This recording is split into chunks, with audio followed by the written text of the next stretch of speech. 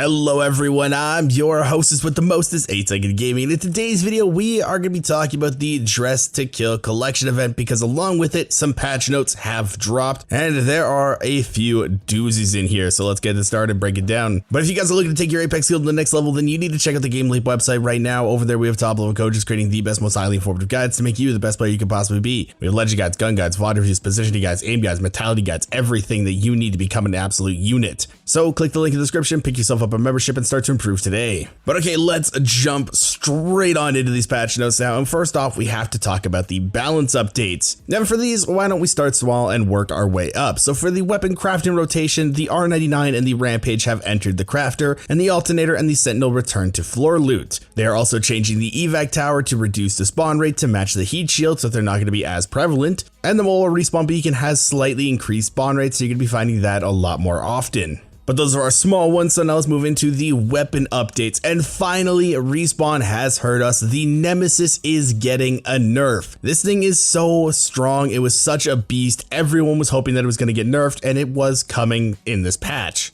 So to start off with, the projectile speed has been reduced and the projectile gravity has been increased. So all that is that the bullets are not going to be flying as fast, so they're not going to hit you in rapid succession like they used to. And also the projectile gravity means that there's going to be a little bit more bullet drop. Now energy weapons have always had very minimal bullet drop to begin with. That's kind of the perk of the energy weapons. But with the projectile gravity increase, it is going to make the Nemesis a little bit worse in longer ranges because right now it was good in pretty much every single range. So I am really excited for this nerf. I don't think it's going to take the Nemesis really out of S tier or even drop it super far in the tiers, but it is going to be good because now it's not super necessary to have at least one on your team. And the other weapon receiving some changes is the EVA 8. Now with this one, they have increased base rate of fire, they increased white bolt rate of fire, and the rate of fire with blue, purple, and gold bolts is unchanged. Now, in my opinion, the EVA was already a pretty strong shotgun. If you got up close and personal with somebody, it was going to do some decent amount of damage. But with them increasing the rate of fire of this, I do think it's going to be moving it up a few tiers. Now, I know a lot of people don't think the EVA is that strong, but seriously, guys, when you got right next to somebody and you're actually just running them down, like a lot of characters such as Octane or Bangalore want to do, you could do some serious work with this. So maybe the EVA is going to go back on top as being the best shotgun, but you know, we'll have to see. But now we can move into the really exciting things and talk about the legend updates, and SEER is receiving a huge change. Now, a lot of people think that this is a nerf, but a lot of people also think it's kind of a rework or a retool. So, you know, let's jump into these. First off, with his passive heartbeat sensor, they have reduced the range. It was 75 meters, it is now 50 meters, and the initial heartbeat delay has been significantly reduced. How much, they didn't say,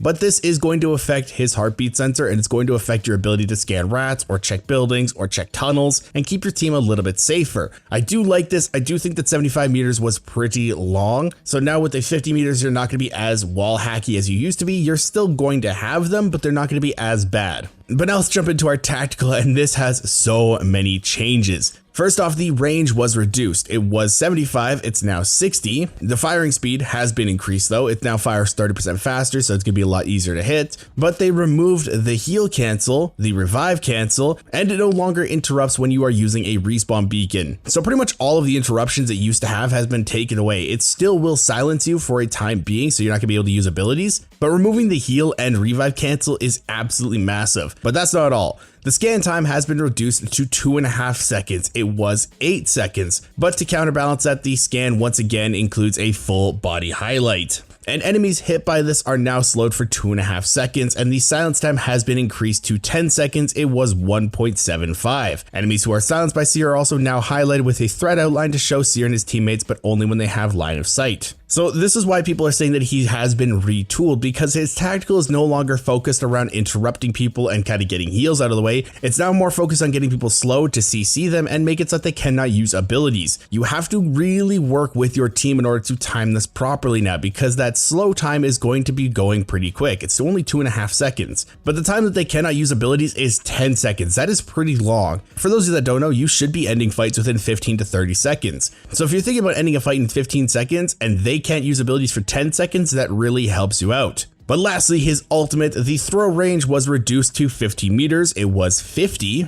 And they also removed the diamond scan markers on enemy movement. Exhibit will now only show the footsteps of players running in the zone. And the diamond markers will now only appear with enemy gunfire, so he is not going to have constant wall hacks. This is a massive change to his ultimate. This is really going to take the scan meta down quite a bit. Bloodhound is not as strong in the scan meta as they used to be. They're still pretty good because they're highly offensive, but it was really SEER that was kind of keeping the scan meta going. But now with this is going to be a huge change to this meta. I'm really excited to see how this shakes out. I do think SEER is going to drop significantly in power level, but not drop in usage level, because this is still going to be very useful for a lot of different teams that really want to steamroll people. But I think that SEER might move now into the support role out of the secondary fragger role. So this is extremely exciting for me. Now, the next thing we gotta talk about is some of the quality of life changes, because the audio is receiving some fixes. First off, they fixed certain movement sounds taking priority over footsteps. This is huge.